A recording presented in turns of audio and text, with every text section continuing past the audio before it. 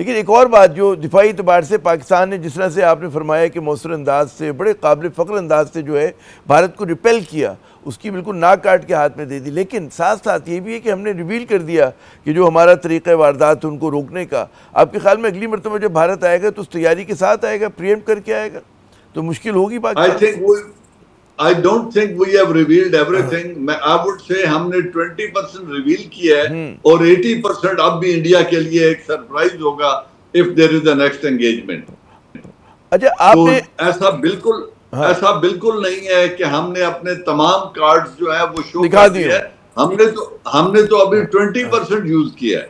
अच्छा, अब ये बताइए, चलें अच्छी बात है कि 80% बचा के रखा। अब आप जो है चाइनीज़ डायमेंशन की बात कर रहे हैं और आप कह रहे हैं अमेरिका का इन्वॉल्व रखना बहुत ज़रूरी है, और अमेरिका को इसलिए ज़रूरत होगी कि पाकिस्तान कुलियतन जो है चीन के कैंप में ना चला जाए। लेकिन जो भारतीय तजियाकार है वो तो समझते हैं कि पाकिस्तान जो है वो चीन के कैंप में है, और चीनी जो भी था चाइना, वो बरह रास्त तो उनके सामने नहीं आया, लेकिन बिलावास्ता तरीके से चाइना ही था कि जिससे उनका मुकाबला था, जो इस वक्त उनके तजियाकार ये दावा कर रहे हैं। और ज़ाहिर है कि जो कुर्बत पाकिस्तान ने मतलब है पाकिस्तान और चीन के दरमियान, वो तो मतलब उसको बढ़ाने की बात हो रही है खुद हमारे मुल्क में भी। उसको कम करने का तो या उसको यहाँ पे रोकने का तो सवाल ही पैदा नहीं होता, क्योंकि अमेरिका तो बहुत अनरिलायबल है पाकिस्तान के लिए। जी, ये हमने जो हमारा ट्रैक रिकॉर्ड है अमेरिका के साथ, जितनी बार हम वहां से डसे जा चुके हैं, मैं बिल्कुल ये नहीं कह रहा कि हमने उस कैंप में जाना है। China is the most reliable neighbour, और एक चाइनीज सेइंग भी है कि डिस्टेंट कजन से अच्छा नेबर ज्यादा बेहतर होता है। और ये हमारा जो ट्रैक रिकॉर्ड है, जो हमारा स्ट्रेटेजिक कोऑपरेशन है, जो हमारे military and air force where Vidal की इंटर ऑपरेबिलिटी है, ये हमारी स्ट्रेंथ है, और इसको तो हमने किसी सूरत जाने नहीं देना। मैं सिर्फ ये बात कह रहा हूं कि इस सीज फायर में अमेरिका ने एक रोल अदा किया है, इसमें तो देयर इज नथिंग डिनाइंग। अच्छा, इस सीज फायर में अगर उनका मकसद ये है कि हमने सीज फायर दे के हिंदुस्तान को रिकूप करने का एक मौका दे दिया है और अब दोबारा चढ़ दौड़ने के लिए उसको तैयार करना है, तो ऐसा तो हरगिज हो नहीं सकता। बिकॉज उसका फिर काउंटर यही होगा कि पाकिस्तान मुकम्मल तरीके से चाइना के साथ जाके खड़ा हो जाएगा, और मैंने जैसा कहा कि हम फिर किसी दिफाई मुआहदे या स्ट्रेटेजिक कोऑपरेशन में चले जाएंगे। ये अमेरिका हरगिज नहीं चाहेगा कि वो पाकिस्तान को इस तरीके से अपनी इन्फ्लुएंस से मुकम्मल तौर पर निकल जाने का एक मौका दे दे। तो वो चाहेगा तो पाकिस्तान को तवाज़ुन रखना होगा दोनों के दरमियान, जाहिर है। अच्छा, डेफिनेटली, हाँ, अच्छा, डेफिनेटली यही स्ट्रेटजी यही है, और पॉलिटिकल विजन यही शो करनी है हमने। और इसका सबसे इंपॉर्टेंट जो आउटकम है वो ये है कि हम बिल्कुल स्ट्रेटेजिकली और इंटरनेशनली रेलेवेंट रहें, because America still is a power and हमारा ट्रस्टेड एलाय चाइना हमारे साथ खड़ा है। अच्छा, हमारे पास 2-3 मिनट और हैं, मैं चाहूँगा कि वो अहम 2 सवाल रह गए मेरे पास, 2-3 जो मैं चाहूँगा उसके ऊपर भी बात कर लें। कि हमने ये देखा कि जी पाकिस्तान का जो दिफाई पोस्चर था वो बड़ा इफेक्टिव रहा दुश्मन को रिपेल करने में।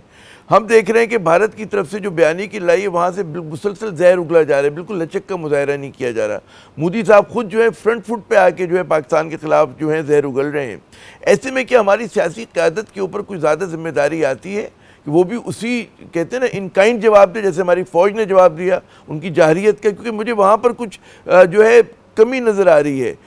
जी आमिर भाई, मैं late me be very honest because it is a matter of Pakistan. मुझे अपनी प्रेजेंट पॉलिटिकल लीडरशिप में न वो एक्यूमन नजर आता है, न वो रिजॉल्व नजर आता है, न वो विजन और अंडरस्टैंडिंग नजर आती है कि ये इस वक्त पाकिस्तान को प्रेसिडेंट बिल क्लिंटन के साथ और मोदी के साथ बैठ के पाकिस्तान के जो स्ट्रेटेजिक इंटरेस्ट हैं उनकी हिफाजत कर सकते हैं। अनफॉर्चुनेटली अगर देखें हमें बैठना पड़े 3 मिनिस्ट्रियल लेवल पे। पहली बात है, अगर president, prime minister of India और प्राइम मिनिस्टर ऑफ पाकिस्तान बैठे तो I have my serious doubts कि शहबाज शरीफ प्रेसिडेंट ट्रंप और मोदी के साथ बैठ के टेबल पे डायलॉग में he can safeguard the interest of Pakistan. Not कि मैं उनकी नियत पे शक कर रहा हूं, वो विजन लेवल नहीं है। दूसरी बात, अगर हम फॉरेन सेक्रेटरी लेवल पे भी बात करें या फॉरेन मिनिस्टर लेवल पे बात करें, तो जयशंकर और सेक्रेटरी ऑफ जो अमेरिकन सेक्रेटरी हैं उनके साथ, और इसहाक डार को भी अगर आप बिठाएंगे तो I am sorry, Ishaq Dar is not the right representative.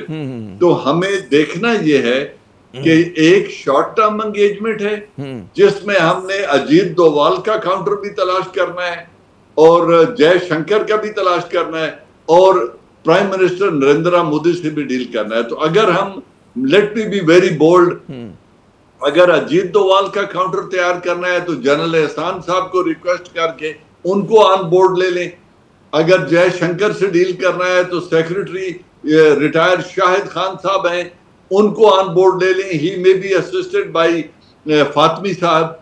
तो इनको मिलाकर उस लेवल पे डील करें और फिर अगर ये हम टीम बनाकर जाएं तो फिर अगर prime minister foreign minister level की शमूलियत है तो उसमें अंदाजा ये होता है कि भारत की तरफ से सारे हॉक्स हैं ना बैठे हुए जो भी बात कर रहे हैं, और मतलब है बड़े कहते हैं बड़े तजर्बेकार हैं। और आपने सही फरमाया तो कि हमें भी जी, मैं भी इसीलिए कह रहा हूं कि हमें भी उतने ही एक्सपीरियंस, उतने ही कमिटेड और उतने ही विजनरी काउंटर पार्ट्स की जरूरत है जो उस डायलॉग टेबल पर बैठेंगे till the time. Political face अगर आप बात करें, पॉलिटिकल फेस आप बात करें तो वो हमारे इतना मतलब है someone like may be Mushahid Hussain Syed हो जो आर्टिकुलेट भी हैं, जावेद जब्बार हों, ये वो लोग जो कहते हैं पढ़े लिखे हैं, अच्छी तरह से चीज़ों को बयान कर सकते हैं। आपके ख्याल में देखिए ना उनकी एक फॉर्मल पोजीशन इस हुकूमत में होना और इस हुकूमत के रिप्रेजेंटेटिव के तौर पे जाके बैठ के बात करना वो बड़ा जरूरी है। आप मुशाहिद हुसैन साहब is a good politician but he is not a bureaucrat of that order. जो मैंने कहा ना कि शाहिद खान साहब को अगर आप साथ रखते हैं, पॉइंट नोटेड, बहुत ही अहम नुक्ता उठाया। मुझे कहा जा रहा है मुझे सेगमेंट रैप अप करना पड़ेगा। बहुत बहुत शुक्रिया एजाज अवान साहब, आपने अपना कीमती वक्त दिया।